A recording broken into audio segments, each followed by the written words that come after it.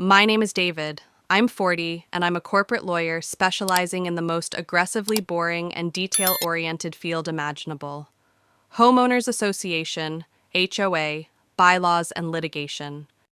While my colleagues chase high-stakes mergers, I spend my life arguing about fence heights, mailbox colors, and the legal definition of reasonable noise abatement.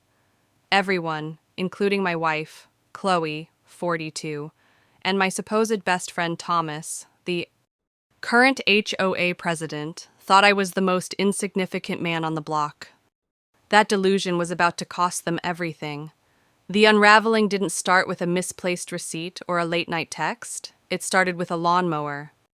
One sweltering Tuesday afternoon, I came home early, intending to mow the lawn, a task strictly governed by Article 12, Section B, Paragraph 3 of our HOA covenants. I was halfway through the front yard when I noticed Thomas's high-end BMW parked suspiciously 2 blocks down the street. It was his subtle trademark. He always parked it out of sight when he came to our neighborhood, which he did increasingly often. I didn't immediately suspect infidelity. I suspected a bylaw violation. Thomas was notorious for cutting corners.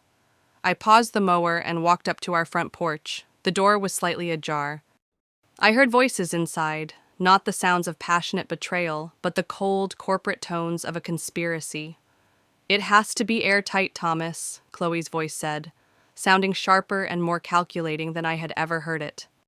"He wrote the Clause G12 himself. If we can get the necessary signatures by the end of the month, the forced sale is legally undeniable. He'll get nothing." Thomas's voice, smug and self-assured, replied, "Don't worry, darling. The bylaws are his only language. He specialized in writing them, but he didn't specialize in reading the exceptions. Once we notify him of the egregious and non-curable violation related to the property line setback, a violation you've helped create, Clause G12 kicks in. It's perfect. He'll be out. You and I will own this house for half the price, and the HOA will gain a valuable asset." I froze. Clause G12. I knew that clause. I had drafted it 8 years ago myself as a safeguard against negligent owners. It allowed the HOA board to initiate a mandatory, drastically discounted buyback of a property if the owner committed a violation deemed egregious and non-curable, especially if it affected community property value. They weren't just cheating, they were planning a corporate hostile takeover of my house, using the very legal language I created. In that instant, my entire world, my marriage, my neighborhood, and my professional identity collapsed into a single, complex legal problem. The betrayal was complete. Chloe was having an affair with Thomas, and they were using his position as HOA president and my meticulous legal work to steal our biggest asset and leave me bankrupt. I silently backed away from the door, returned to the mower, and finished the last stripe of the lawn with mechanical, terrifying precision. My compliance brain took over entirely. I was no longer a betrayed husband. I was an auditor of injustice. Mark and Victor had assumed that my dedication to bylaws was a weakness. They were about to learn that when you try to screw over the most boring lawyer on the planet, you forget that the devil is in the details, and I wrote the details. I knew every loophole, every archaic mandate, and every procedural misstep they had ever made. The game had shifted from emotional drama to a cold, ruthless war fought with documentation and legal technicalities. I would restore equilibrium, and my weapon would be the HOA's own dusty, complex rulebook. The moment I finished mowing the last strip of the lawn, the emotional David vanished, replaced entirely by David, the HOA compliance expert. They wanted to play a game of legal chess using my own board? Fine. But they had forgotten that I had also designed the clock and dictated the opening moves. Chloe and Thomas were relying on the most recent, clearly defined bylaws, the ones everyone understood. But I knew the truth. In every HOA, buried deep within the archives, are archaic, forgotten, and aggressively specific mandates that predate the current board. These old bylaws are never repealed because they are too tedious to read, too irrelevant to matter, and too deeply embedded in the founding documents to be easily removed. These were my weapons. I returned to my home office, which I ironically called the Chamber of Unnecessary Rules. I didn't search for evidence of the affair. I searched for evidence of procedural and aesthetic noncompliance. My first target was Thomas, the self-proclaimed HOA president. He was the one who claimed to uphold the community standards, but his ego meant he cut the most corners. I opened the 1998 Founding Covenant, Article 3, Section D, Subsection 7, concerning non-conforming aesthetic amendments. I focused on Thomas's house. It was a masterpiece of arrogance, a sprawling new addition, a massive, custom-built brick outdoor fireplace, and an imported Italian fountain. Everyone in the community, including me, had admired it. But the 1998 bylaws required all outdoor masonry projects exceeding 50 cubic feet to use locally sourced, approved stone types to maintain the historical regional aesthetic. Thomas's imported limestone fireplace was precisely 57 cubic feet and was absolutely not locally sourced. The penalty, outlined in Article 3.1, immediate removal and a daily fine of $500 until rectified. A minor offense, but it was a financial timer I could set against him. Next, I focused on Chloe, my soon-to-be ex-wife. She was complicit in the property line violation they were manufacturing against me. Her betrayal was deeper, and the punishment had to be more personal. I found it in the 2003 Landscaping Addendum, Section 8, concerning prohibited invasive plant species. 3 years ago, Chloe had insisted on planting a beautiful, but technically invasive, species of ornamental grass around our porch, a grass that, due to its deep root system, was explicitly prohibited because it posed a minor threat to the communal sprinkler system. I had weakly objected, citing the HOA rules, but she had dismissed me, saying, "You worry about the paperwork, David. I worry about the curb appeal." The fine for this? A one-time penalty of $10,000 for required professional removal and restoration. I had their vulnerabilities, 2 perfect, undeniable bylaw violations. But I needed irrefutable evidence that met the HOA's required standard of proof. Certified, time-stamped visual documentation. I didn't use a regular camera. I used my hobbyist drone, a high-end model I used for surveying larger corporate properties. I spent the next 48 hours conducting a meticulously planned aerial and topographical audit of Thomas's property line, fireplace, and Chloe's invasive grass. I took photos showing the exact measurements and the specific coordinates, all embedded with metadata that proved compliance with the most stringent legal standards. The most crucial step was activating the Emergency Proxy Clause, Article 15, Section F. This clause, which I had quietly inserted years ago, allowed any member to request an independent, third-party audit of any board member's compliance record if a pattern of reckless disregard for financial or structural governance was suspected. I signed the request, hired a trusted external auditor, my old law school friend Linda, and submitted the paperwork with my photographic evidence attached. By the time Chloe came home, sweetly asking me if I was ready to talk about our future, I had already initiated a professional, surgical strike against both her lover's presidency and her financial future. The game was no longer about a property line. It was about the systemic failure of the HOA leadership, a failure I was about to expose using the very boring, tedious rules they despised. The procedural strike I delivered left Thomas and Chloe stunned. Their planned swift execution of my financial life had been instantly halted by a piece of paperwork they deemed irrelevant. Thomas, recovering quickly, attempted to assert authority. "This is obstruction, David," he hissed, his voice trembling with contained rage. "Your audit request is frivolous. It will be rejected by the board in an emergency vote." "You cannot stall this." I remained seated, maintaining the perfect, neutral calm of a man who lives by the rules. "You misunderstand, Mr. President. The audit request is mandatory under the clause you signed. Furthermore, since the audit targets your own compliance record, any vote you cast, or any executive action you take to dismiss it, constitutes a further, aggravated conflict of interest, which under Bylaw 2.1 mandates your temporary suspension from voting rights. I delivered the final blow by opening the second document, the one addressed to Chloe. And Chloe, as you are a party to a separate pending violation, the invasive grass, and a potential beneficiary of the proposed fraudulent transaction, you are also in conflict.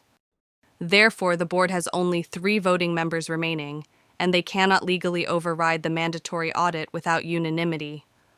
Thomas's face was a study in pure, unadulterated terror. He realized that the simple audit request had decapitated the executive leadership of the HOA. The power he used to wield was now paralyzed by the very complexity I had created.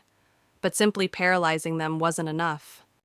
They had initiated the Clause G12 forced sale against me, and I needed to turn that weapon back on them. The next 72 hours were dedicated to Phase 4, the legal counteroffensive. I knew that Thomas and Chloe were relying on the general public's ignorance of HOA law. They believed the only thing the board could do was enforce rules. They forgot the most potent, archaic power of a founding HOA, the ability to initiate legal action on behalf of the community against non-compliant board members. I drafted 2 separate, identical legal counterclaims against Thomas and Chloe, individually. The claims weren't about adultery or emotional damage. They were about money and property. Against Thomas, I filed a claim citing the continuous $500 daily fine for his illegal imported fireplace, compounding rapidly. But the real leverage came from the 1998 founding agreement. I found a forgotten clause that stipulated any construction violation exceeding $25,000 in accumulated fines and requiring specialized remediation, like removing a 57 cubic foot brick structure, allowed the HOA to place a legal lien on the property. My calculations showed that in less than 60 days, Thomas's accumulating fines would hit that threshold.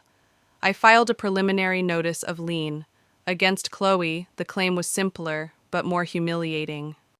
The $10,000 fine for the invasive grass, coupled with the breach of her duties as a spouse, allowed me to file a preliminary discovery motion regarding her personal finances, a motion designed solely to expose the corporate funds Thomas had been using to pay for their rendezvous.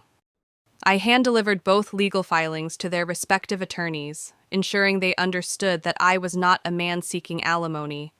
I was a man seeking legal financial annihilation through the rulebook. The effect was instantaneous and devastating. Thomas's lawyers immediately saw the gravity of the accumulating fines and the imminent lien. The exact fate they had planned for me, now turned against him, legally triggered by a fireplace.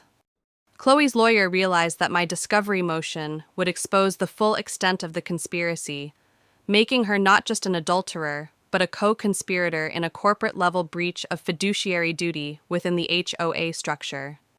They thought they had created a minor, easily fixable violation on my property. I had just demonstrated that they had built a time bomb on their own properties, ticking away under the most obscure clauses of the HOA bylaws. The fight was no longer about my house. It was about saving their own assets, a battle they were already losing.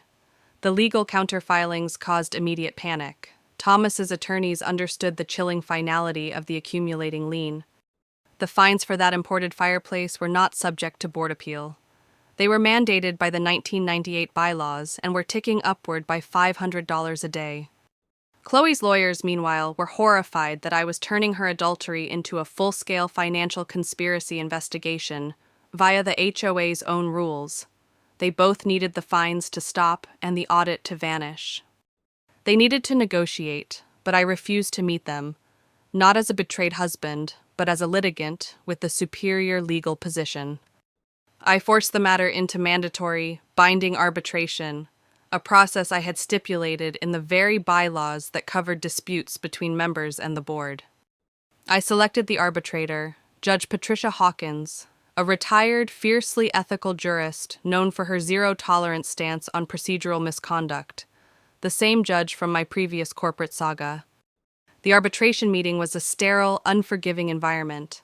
Thomas and Chloe sat across from me, their earlier arrogance replaced by palpable fear. They came prepared to argue that my audit was malicious. I came prepared to argue that they were committing fraudulent breach of contract by violating the bylaws they were sworn to uphold. Thomas's lawyer opened with an offer. Mr.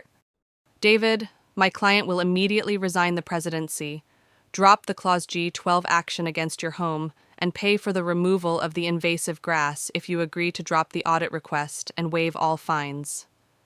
It was a generous offer, designed to save their assets and reputation.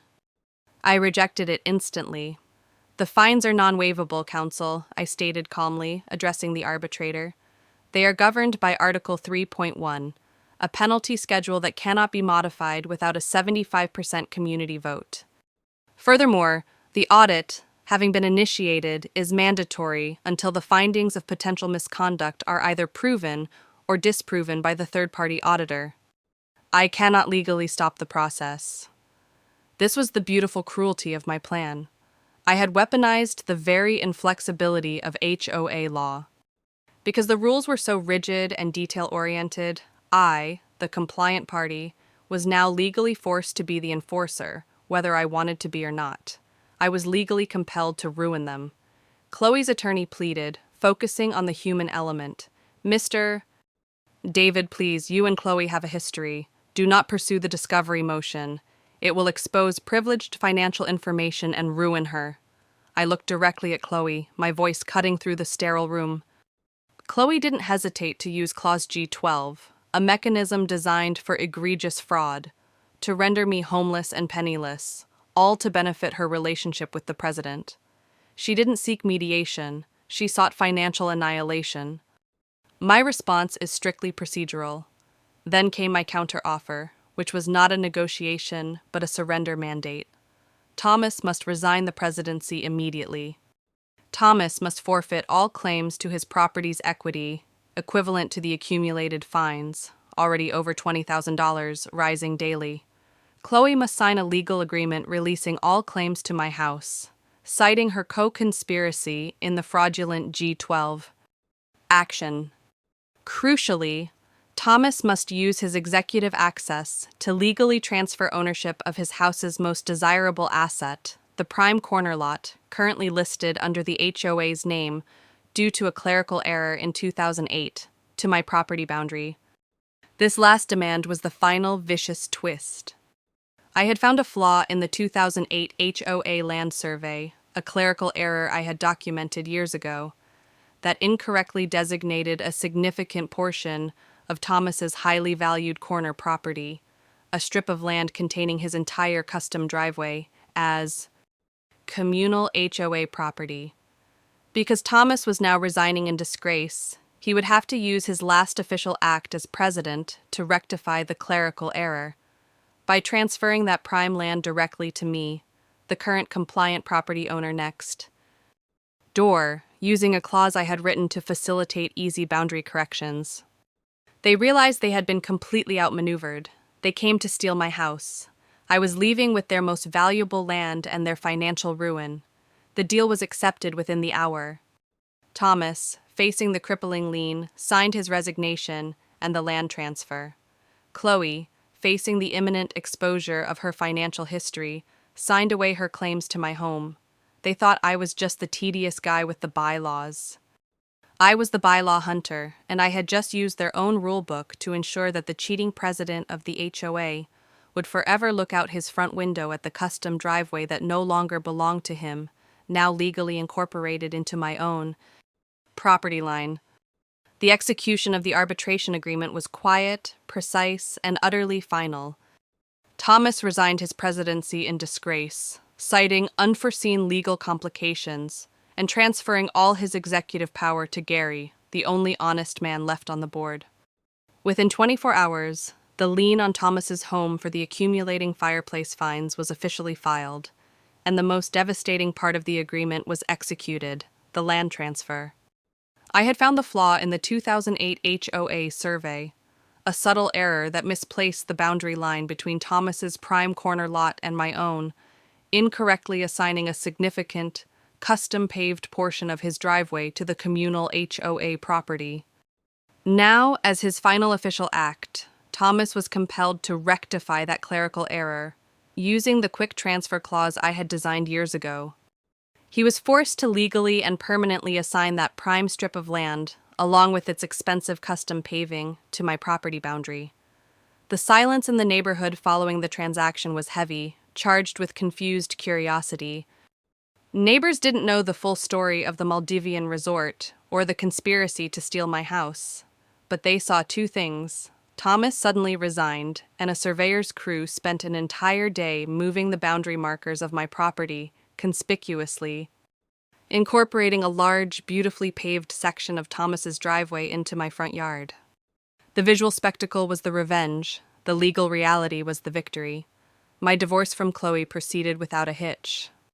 Since she had signed the arbitration agreement, acknowledging her part in the fraudulent Clause G12 action against my property, a clear misuse of her marital resources and knowledge, she effectively forfeited any serious claim to the house itself. She left with her meager personal belongings and the shattered reputation of a woman who chose short-term lust over long-term financial security. Her attempt to leave me penniless ended with her starting over, entirely dependent on Thomas, who was now financially crippled by the lien and the loss of his most valuable land. Thomas, trapped in his house by the accumulating fines, became a prisoner of his own arrogance. Every day, the $500 fine accrued, making it impossible to sell his house without massive financial loss. The ultimate visual irony was that every time he backed his luxury car out of his garage, he drove over a portion of driveway that was now legally my private property. He was constantly trespassing on my land to access his own home, a petty, physical manifestation of my legal victory, mandated by the very rules he was supposed to uphold. My focus shifted back to my career. The entire ordeal, the forensic audit, the procedural strikes, the successful arbitration, became my calling card. I had proven that I wasn't just the tedious compliance guy. I was the lawyer who could dismantle the most entrenched, corrupt power structure using only the rules. My reputation skyrocketed. Corporate law firms, recognizing my unique skill set, began offering massive retainers to audit their own compliance procedures and find similar weaknesses, or to exploit those weaknesses in their competitors. The HOA hunter had emerged triumphant. They had pushed me into the arena of conflict, hoping I would be defeated by emotional chaos. They forgot that I spoke the cold, dead language of the law, and in that language, betrayal is merely a breach of contract that mandates a specific, devastating penalty. I had restored equilibrium, and the new balance sheet was greatly in my favor. The HOA drama for the community eventually subsided into confused whispers.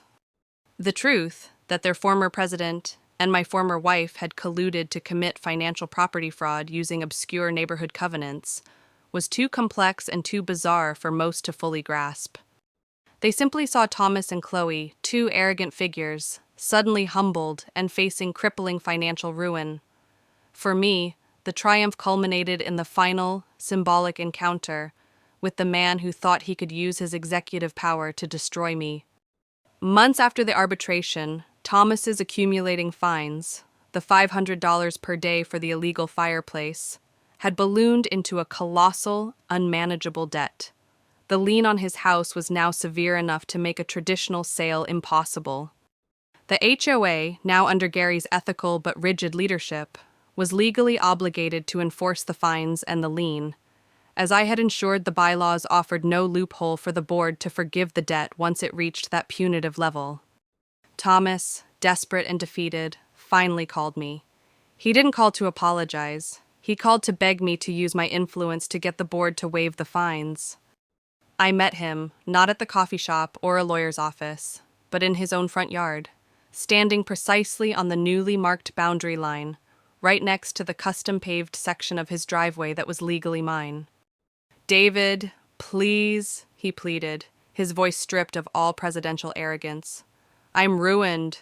The house is worthless with that lien. You've won. Just call Gary and tell him to forgive the fines."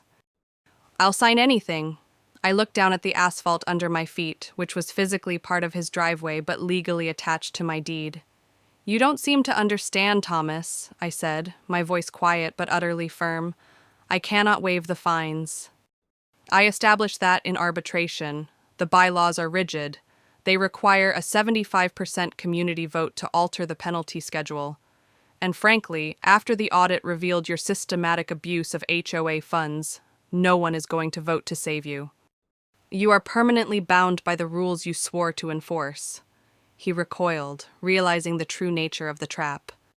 I hadn't just filed a lawsuit. I had created an autonomous financial mechanism that was legally compelled to destroy him, immune to negotiation. But why the driveway? He finally asked, his gaze fixed on the new boundary marker. The house, the money, I get that. But why did you take my driveway? I allowed myself a small, chilling smile. You and Chloe relied on the arrogance that you were above the rules. You thought you could use the most powerful mechanism in the bylaws, Clause G12, the forced buyback, to steal my family's security for a cheap, personal thrill. You tried to make me homeless. I kicked lightly at the asphalt under my foot. I took this section of your driveway because it is the most visible, physical manifestation of your defeat. Every day, Thomas, when you leave your house, you have to drive over my property. Every time you drive to the grocery store, you are trespassing. I used your own legal oversight, the 2008 survey error, and your need for self-preservation to ensure that, for the rest of your tenure in this neighborhood, you are perpetually reminded that the most insignificant man in the HOA legally owns a part of your life. Thomas stared at the ground, utterly defeated. He realized that the legal victory was secondary to the permanent, psychological humiliation I had engineered. He had pushed me into the world of legal warfare, and I had exited, not just with my home secured, but with his physical property annexed, and his life governed by a rulebook he could no longer escape. The story of the HOA hunter concluded quietly, yet definitively.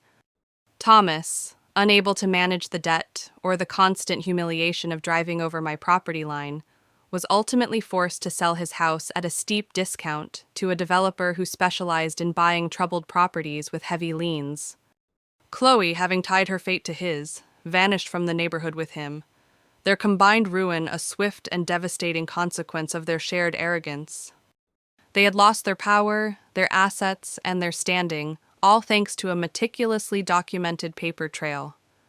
I remained in my home, now with an expanded front yard and a reputation that transcended the tedious nature of my specialty. I no longer had to argue about the color of mulch. I was now sought after by major corporations and powerful individuals who needed an expert to find the Clause G12 in their documents, to either exploit or defend against it. My specialty in obscure, ignored regulatory language was no longer a joke. It was a highly valuable, highly destructive skill. My divorce was finalized smoothly. I legally retained full ownership of the house, which was now more valuable thanks to the annexation of Thomas's prime corner land. I didn't celebrate with a party, I celebrated with an audit. I spent a calm Saturday afternoon meticulously reviewing the entire HOA covenants one last time, ensuring that every loophole, every archaic mandate, and every procedural safeguard was precisely where I needed it to be, ready for any future threats. The entire experience taught me a profound truth. The greatest weakness of the powerful is their assumption that the small, tedious details don't matter. Thomas and Chloe saw me as predictable, boring, and emotionally vulnerable. They thought their power, his position, and her manipulation would override the rules. They forgot that I wasn't just the man who lived by the rule book. I was the man who wrote the damn rule book. I often glance out my window now, not at the old property line, but at the clean, newly incorporated strip of asphalt that used to belong to Thomas. It serves as my quiet, daily reminder. They tried to use the HOA bylaws to commit the ultimate betrayal, stealing my home. I responded by using the very same rules to take their power, their money, and their land, proving that in the end, the most meticulous man always wins the legal war. The neighborhood is quiet now. The bylaws are strictly enforced. And the new HOA president, Gary, never makes a decision without first consulting the best and most vengeful compliance expert on the block, me.